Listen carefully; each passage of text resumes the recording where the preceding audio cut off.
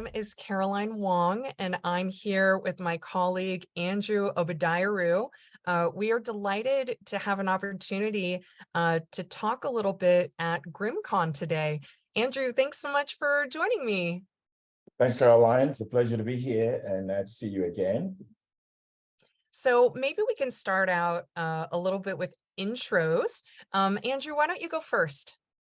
I'm Andrew Obadiaru. I'm the CISO here at Cobalt. I'm responsible for InfoSec and IT. I've been with Cobalt close to 2 years now. So Andrew is very humble, and what he didn't mention, but what is important to me to highlight about his background is Andrew is a multiple-time CISO, and what is particularly cool about his background is that he's been a CISO across many different verticals. So he's been a CISO in banking. He's been a CISO in tech. He's been security leadership at public sector as well as healthcare. And he also has a background in consulting from KPMG. So I am so glad that I get to work with Andrew and also that we get to be talking together today about how to manage change as a leader. I'm Caroline Wong. I'm the Chief Strategy Officer here at Cobalt. And I also do courses on LinkedIn Learning, particularly about the OWASP Top 10. I authored a book called Security Metrics, A Beginner's Guide, and I host a podcast called Humans of InfoSec. And I will invite you to check out my episode where I interview Andrew.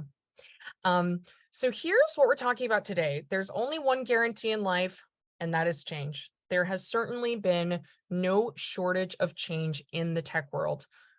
Layoffs, budget cuts, uncertainty about the future.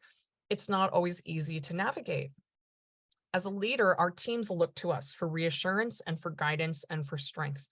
And today we're going to talk about being a security leader and how to deal with headcount reductions, what to do when you've been told that your department's budget has been cut, and how to lead effectively and with empathy through uncertain situations. So Andrew, maybe we can start out with the first one. As a CISO and a leader of a security team that's always being asked to do more with less, how do you deal with headcount reductions?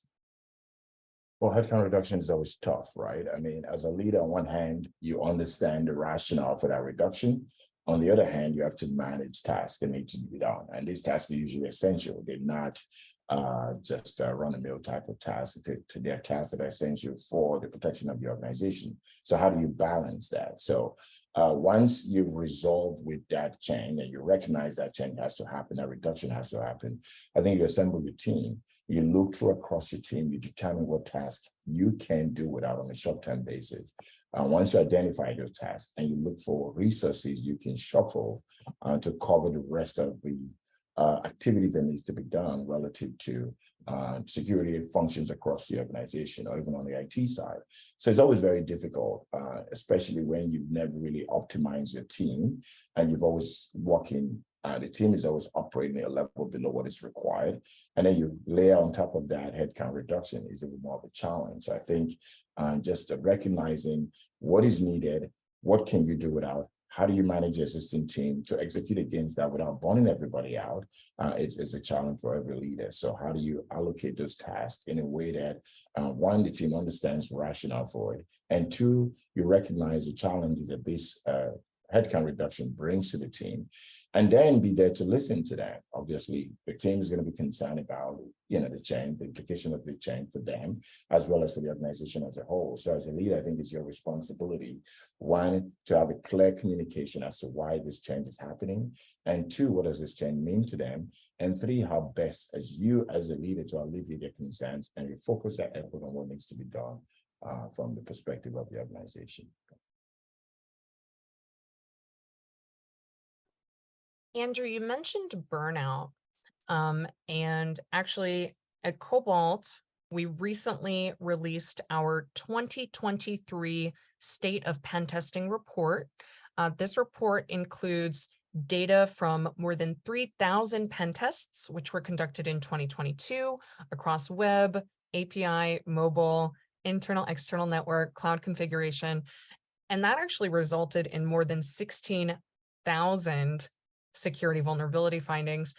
We also surveyed more than 1,000 international security professionals.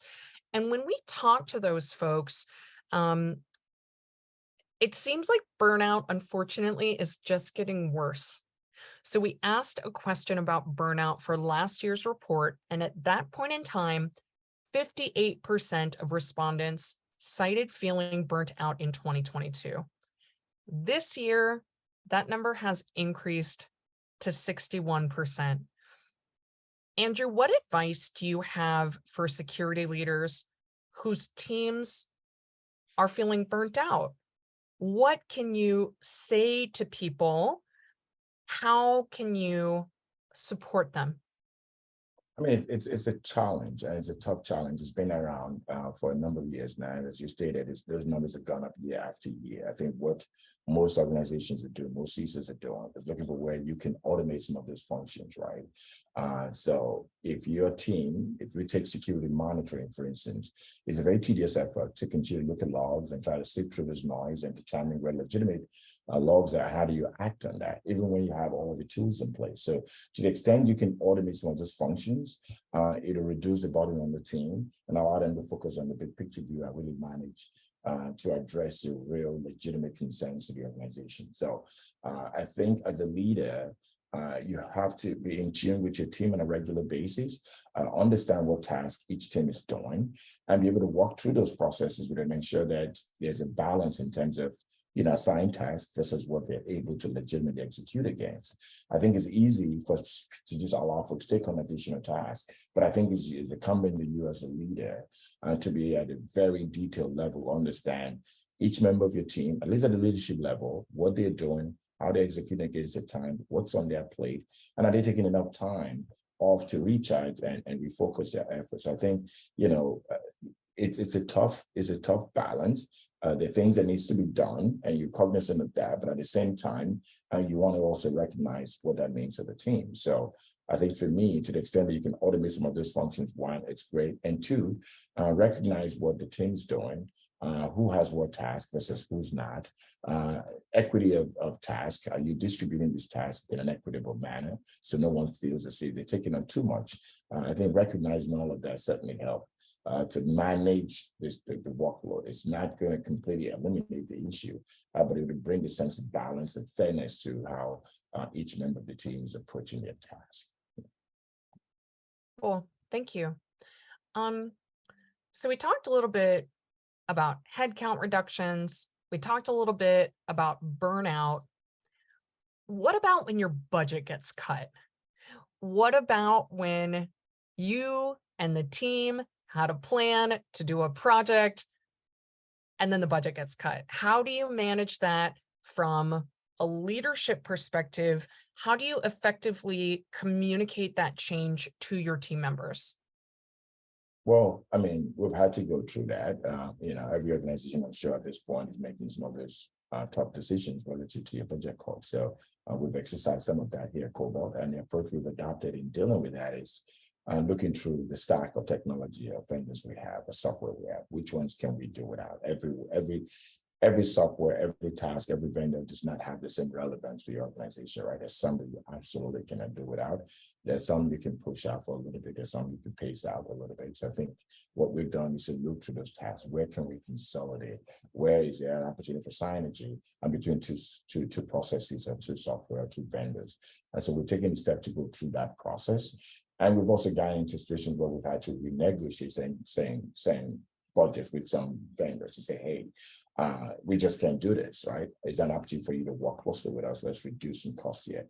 And the vendors don't really want to lose that opportunity. I think it's, in some cases, they're willing to take a slight cut and to completely lose that account altogether. So we've been able to gain some success through that process. But the other instances where we just had to eliminate certain services that just weren't that important to us, or we look for ways to compensate for some of the shortfalls. I think it's a tough decision for every CISO or every functional leader to figure out how to manage through those cuts, right? Those cuts are inevitable and they're going to happen. I think as a leader, you have to be in a position to manage through the situation. You can't take the position of complaining about it or get into a position where you're entertaining this kind of complaints from your team. I think the idea is to recognize that this is done in the best interest of the organization. How do we deal with the situation rather than dwelling on the rate basis of those changes, but to look for solutions and how best to move forward rather than focused on, oh, is this an appropriate change? Why are we doing this or not? The time for that is over. And that conversation cannot be had with the team. The conversation is how do we move forward, right? Recognize where we are today. What can we do to ensure that we continue to function and survive as an organization? Andrew, you touched on something that I think is very important, and which throughout my career, I've observed different behaviors from leaders at different, I think, stages of their own maturity when it comes to managing people. You talked about complaints, because on one hand, you want to hear people out.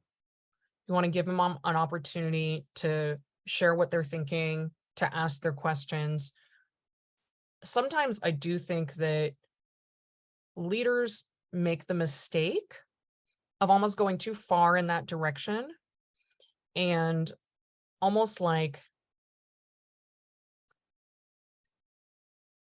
kind of like validating some of the complaints like a little too much. Like it's one thing to acknowledge like, hey, I know that we've been experiencing a lot of change, and I know that it's resulted in A and B and C, and your experience is different. It's different to say that than to say something like, yeah, I disagree with the decisions that are being made, and whoever it is that is making these decisions, like, I don't agree with them. Like that, those are really different approaches, and what I hear you saying is actually, instead of kind of taking an us versus them, like me and my team and like the big bad executives, I really see you bridging that communication gap. And firstly, saying to folks, what are you thinking? What is this like for you? Tell me about it. What questions do you have?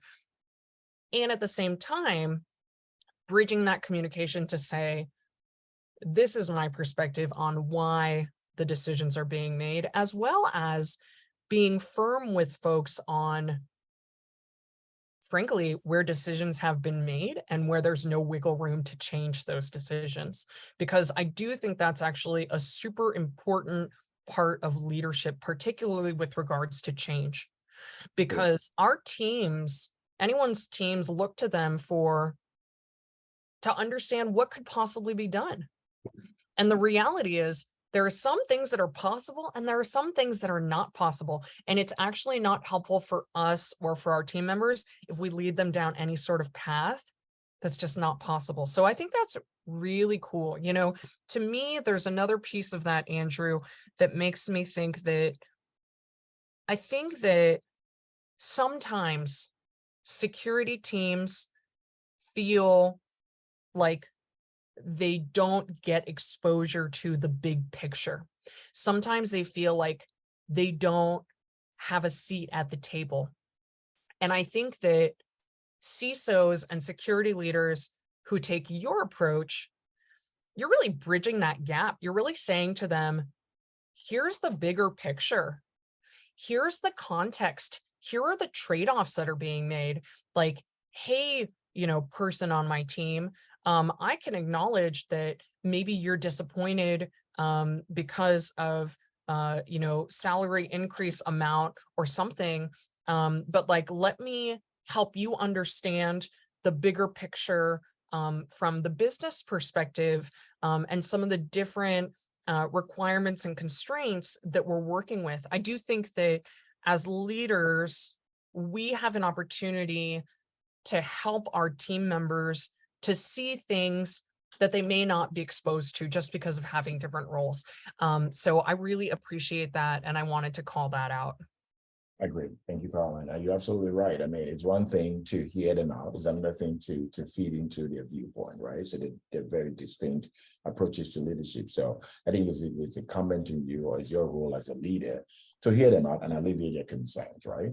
But you don't want to be like ally in that complaint, right? Against, because you're also on the other side somewhat, right? You're a leader, you're one of the decision makers, and you can have it both ways, right? So it's one thing to hear them out, and it's another thing to say, hey, I hear you, but this is, to the extent you can share the rationale or the basis for that change, you share, but you don't want to get bogged down in, oh, well, I try to change it, I try to do this, I try to do that. I mean, that's not helpful. It's really not going to help anything. I think organizations make tough decisions all the time, and it's your role as a leader to take that decision and execute against it. Sometimes it's tough, but you have to be able to do that. It's a key component of leadership as well, to navigate through tough decisions. Yeah.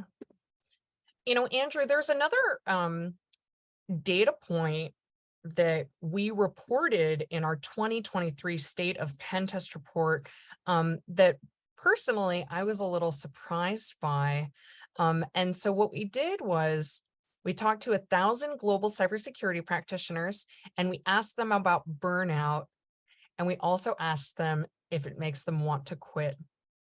And I was a little surprised and a little bummed to see that the data says that 50% of respondents in the United States want to quit their jobs because of feeling overwhelmed and burnout. We also talked to folks in the United Kingdom and in Germany, and in those regions, the number is a little bit different. It's 20%.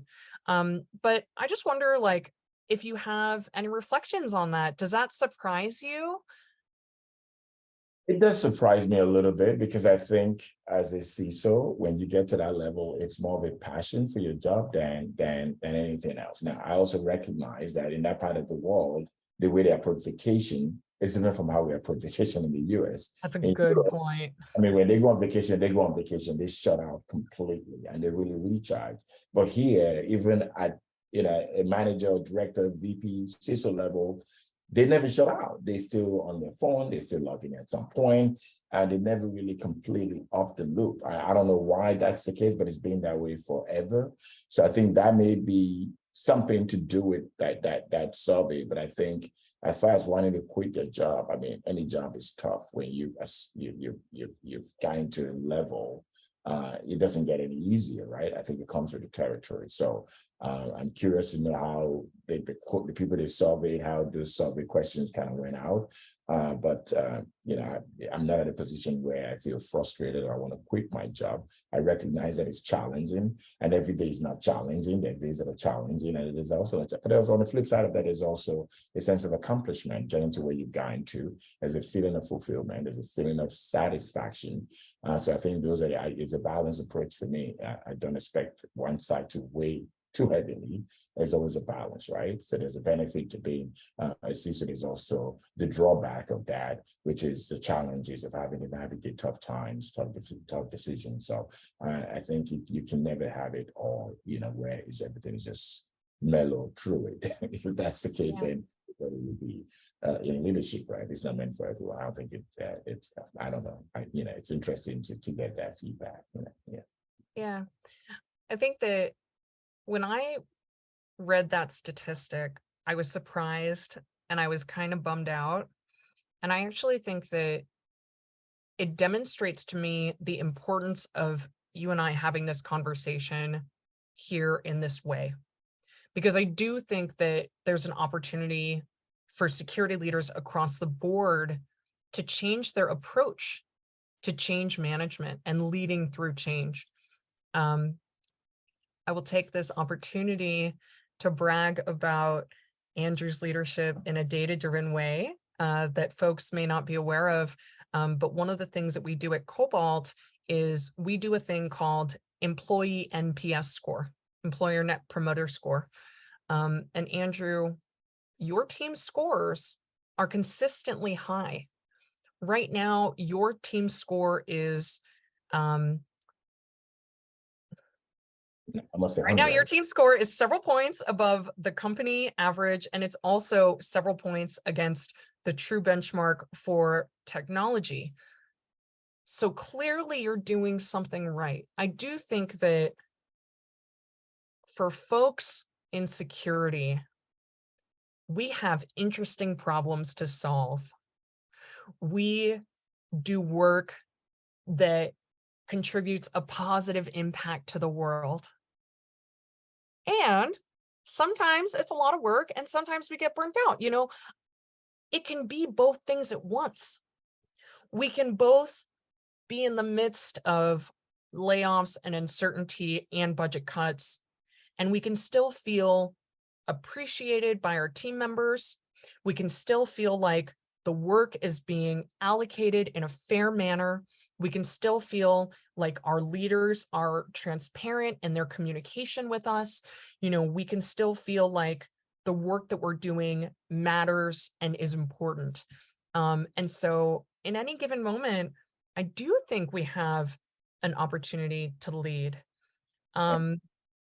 Yeah, I'll pause for a moment just in case you have a response to No, I that. do agree with that. I completely agree with that. I think in our case, our teams, they are pretty satisfied with what they do and they're happy with it, right? And I think that's also based on leadership, right? How they perceive their leader, the connection they have, the interest you show in them, not just work with it, but also in their personal lives, how you lead through difficult times. So they look at you and they emulate you and they build a relationship and through those processes. So for me, I look at my team, I engage them, I'm very in tune with what they do, how they do it. Having been through those processes, so I understand at a very visceral level what each one is doing, right? So I can understand when somebody goes way above and beyond to accomplish a task, and I'm able to engage them and express my appreciation on that. And give them the encouragement they need to go through difficult tasks, right? So having that level of understanding and engaging them in a manner where they know that I am there for them, I have their interests, and managing them, really helping them go through whatever phase and they're going through, and they know I have their back in every true sense of that word. I think that's important for your team. So most managers struggle with that. It's a fine line. You don't want to be too much of you're not their friend, you're still their manager, but at the same time you want to be able to show support and recognize when they need that leadership, and you're there for them to guide them through it. And that's not just as far as work is related, but also personal lives as well. So in my one-on-one with the team, we spend a segment of that to discuss their personal issues, what's going on in their personal life, how is that going, what can I do to help some of that, and they show appreciation in that. So it's not just all about work, but it's also the individuals doing the work, how they operate on the person, because most of the issues are not always work related, sometimes it's personal. And sometimes that gets carried over to work. So if you're not in tune with your personal life, then you are not able to manage through this process, or you engage differently. But if you recognize what you're dealing with, and then you're able to navigate whatever impact that may or may not have on the ability to execute the tasks that have been assigned to them. So I think it's a combination of just being empathetic to them and also recognizing that you know what they're going through and you're here for them as their true manager. Yeah, fantastic. Andrew, we're coming up on the end of our session, and I just have one closing question for you, which is that I actually think that teams get a lot of energy from their leadership. I think that teams look to their leaders in times of uncertainty, and folks may be looking to their leaders and thinking like, is my leader upset? Is my leader worried? Is my leader feeling confident? And I think that you conduct yourself with confidence and with calm at all times, and I wonder if you have any advice for folks in terms of how do you stay so cool and calm and collected all the time? Well, I think it's just who I am as a nature. So I do understand that sentiment where you're dealing with a manager, you just don't know. Today is laughing, tomorrow is not laughing. Why is he not laughing today? Is there something, did I do something wrong? I think some of that is just who you are as an individual. So you may want to read too much into situations where there's nothing to be read into. But for me, I think it's just who I am. I've always been this way. I try to maintain consistency because I know that people look at me and they can perceive or react from that. So If I'm not happy, they let me know. I'm not going to sugarcoat that. If I'm happy, and I will, certainly convey that. But I think, it takes a lot to upset me. So when I'm at work, I understand it's ups and downs, whether it's coming from the team, or it's coming from a colleague, or it's coming from a higher ups. It doesn't really faze me. So I just see it for what it is, and I try to walk through it. Yeah, very cool. Very cool. I myself tend to be a little bit more emotional, and I think that just is me again as a person. That's just like inherently my personality. Some of the things that I do in terms of leadership and managing my energy and managing how my energy can affect the energy of my teams. I try to make sure that I'm getting what I need. I need to be getting the rest that I need. I need to be getting the movement and the proper nutrition that I need. I need to have time off once in a while. If I am pushing myself too hard all the time, then I know that I'm going to get tired and I'm going to get grumpy and my brain's not going to work as well. And then, I'm going to put off some more of those like distracted, grumpy vibes. And I think teams really pick up on that from us as leaders. So yeah, Andrew, we're right at time. Thanks again so much for joining me. Thank you, Caroline. It's a pleasure being with you again, and look forward to chatting again sometime. Definitely. Thanks. Thanks, Caroline. Take care.